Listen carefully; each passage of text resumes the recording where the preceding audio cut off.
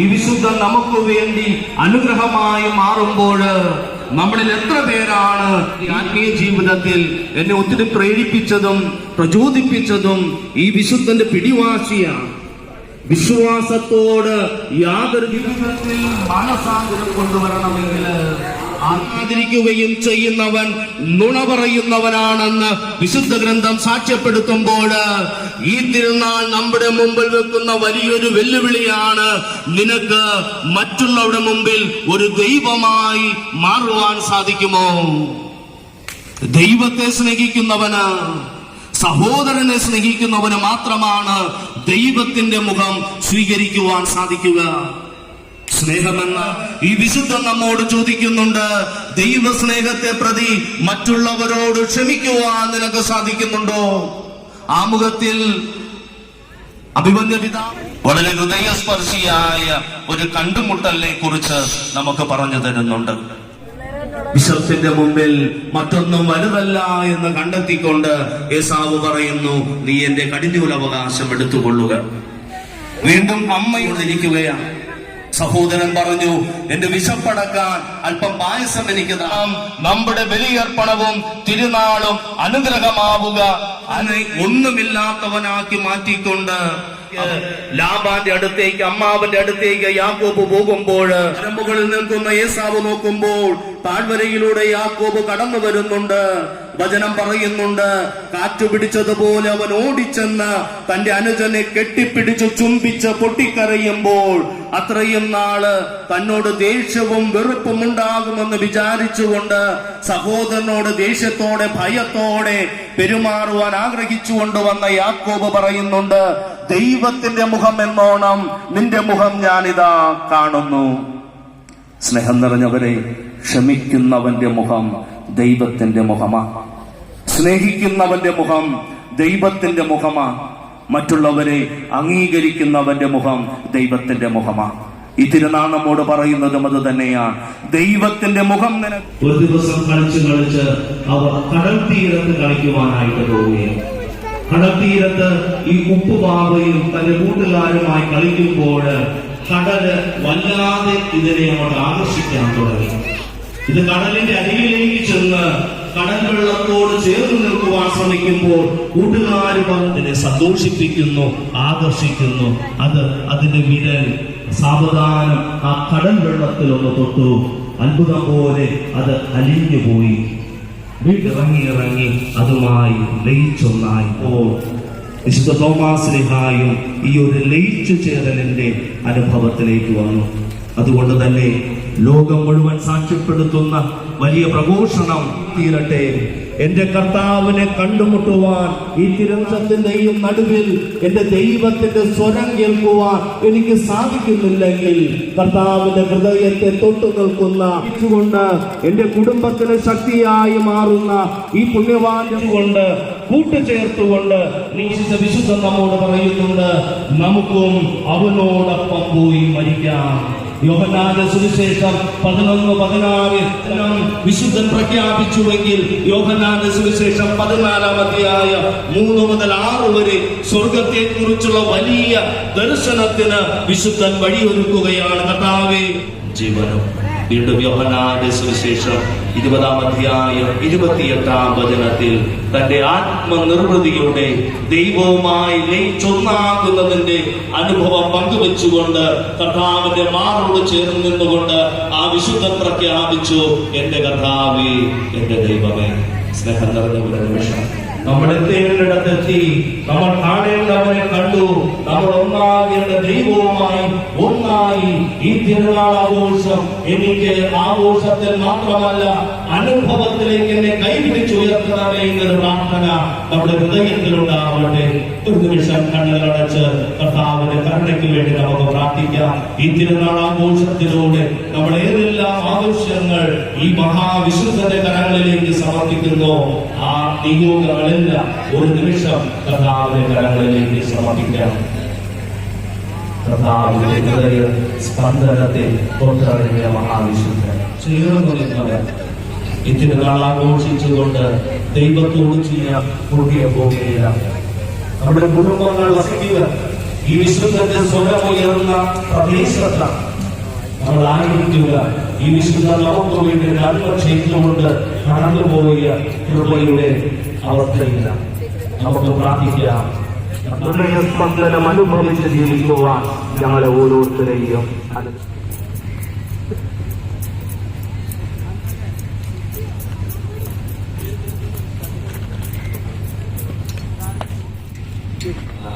സർവശക്തനായ പിതാവായ ദൈവത്തിലേക്ക് പൂർണ്ണഹൃദയത്തോടെ നമ്മുടെ പ്രാർത്ഥനകളും യാചനകളും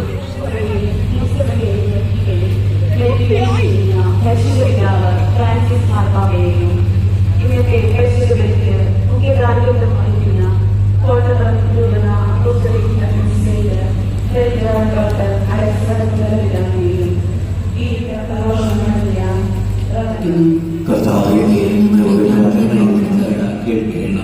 സ്നേഹപിതാവേ, ഓരോ നിയോഗവുമായി ഈ ദേവാലയത്തിലേക്ക് കടന്നു വരുന്ന നാനാജാതി മതസ്ഥരായ ഓരോ സഹോദരങ്ങളെയും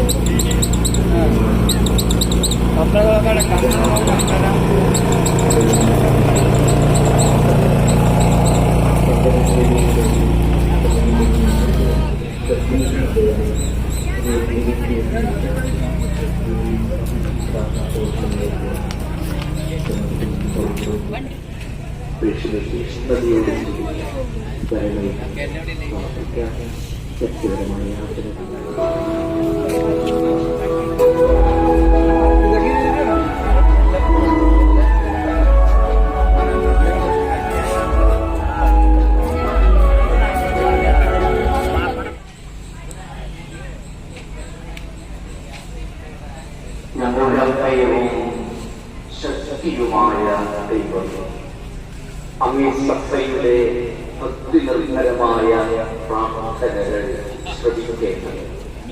എന്തെന്നാൽ കാരുണ്യത്തിന്റെ ഉദയം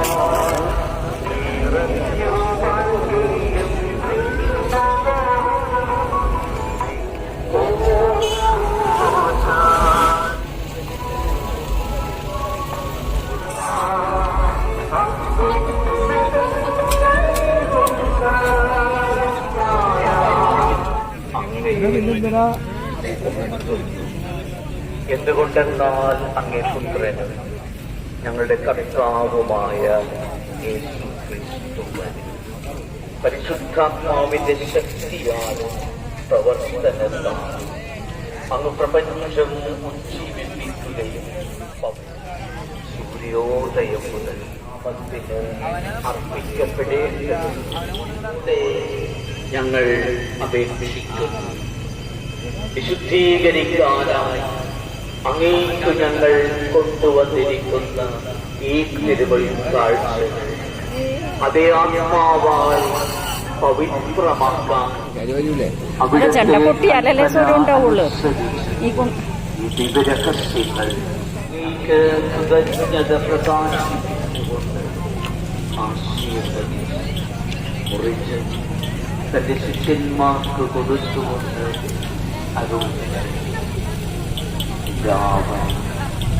ഇതിൽ നിന്ന് അങ്ങേ സത്യയുടെ സാധിക്കാൻ അങ്ങാഗ്രഹിച്ച ബലിവസ്തു ഒരംശവുമായി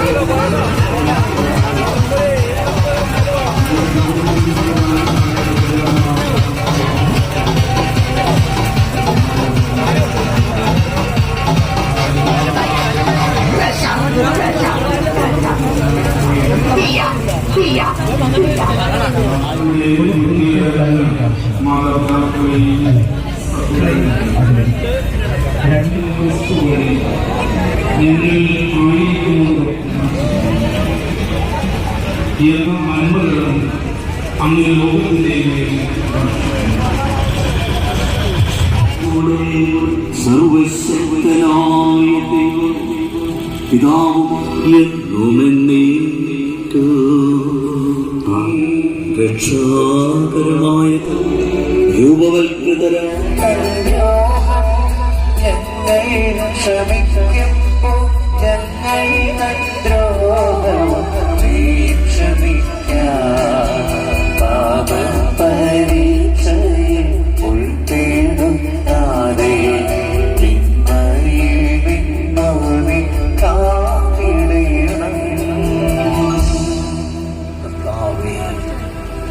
എല്ലാ തിന്മകളിൽ നിന്നും അങ്ങ് ഞങ്ങളെ മോചിപ്പിക്കണമേ.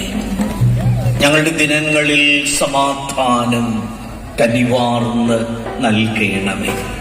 അനുഗ്രഹപൂർണമായ പ്രത്യാശയും ഞങ്ങളുടെ രക്ഷകനായ യേശുക്രിസ്തുവിന്റെ ആഗമനം പ്രതീക്ഷിച്ചുകൊണ്ട് അങ്ങേ കരുണയുടെ സഹായത്താൽ ശക്തി പ്രാപിച്ച് ഞങ്ങളെപ്പോഴും പാപത്തിൽ നിന്ന് മോചിതരാകുകയും എല്ലാ വിപത്തുകളിൽ നിന്ന് സുരക്ഷിതരാകുകയും ചെയ്യുമാറാകട്ടെ. എന്തുകൊണ്ടെന്നാൽ രാജ്യവും ശക്തിയും മഹത്വവും എന്നേക്കുമുള്ളതാകുന്നു. സമാധാനം ഞാൻ നിങ്ങൾക്ക് നൽകുന്നു. എന്റെ കുഞ്ഞാണേ ഞങ്ങളിൽ നീ കനിയണമേ.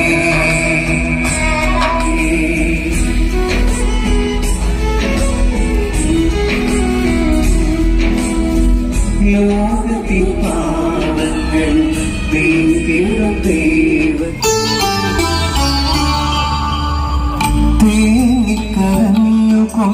തേങ്ങിക്കരഞ്ഞുകൊണ്ടാമാറിൽ വീണു ഞാനവനോടു ചോദിച്ചു. തേങ്ങിക്കരഞ്ഞുകൊണ്ടാമാറിൽ വീണു ഞാൻ പിരിയാതെ ചുറ്റും തിരിഞ്ഞിരിക്കുന്ന സമയത്ത് ഞങ്ങൾക്ക് റീജൻ ബ്രദറായിട്ട് ഫിലോസഫി കഴിഞ്ഞ് ഞങ്ങളെ നോക്കുന്നതിനായി കടന്നു വരുമ്പോൾ നൂറുകണക്കിന് വിശ്വാസികൾ വിവിധ പ്രദേശങ്ങളിൽ നിന്നായിട്ട് ഈ പെരുന്നാളിന്റെ ഭാഗമാകുവാനായിട്ട് കടന്നു വരുമ്പോൾ വിശുദ്ധന്റെ അടുക്കിലേക്ക് കടന്നു വന്നിരിക്കുന്ന എല്ലാ വിശ്വാസികളും പെരുന്നാളിന്റെ ആത്മീയ ചൈതന്യപൂർണ്ണമായിട്ട് ഒരു കാരണവശാലും പ്രദക്ഷിണം ഇല്ലാതെ ഇടയ്ക്ക് വെച്ച് നാം ആരും തന്നെ കുടുംബത്തിന്റെ പൂർണ്ണമായി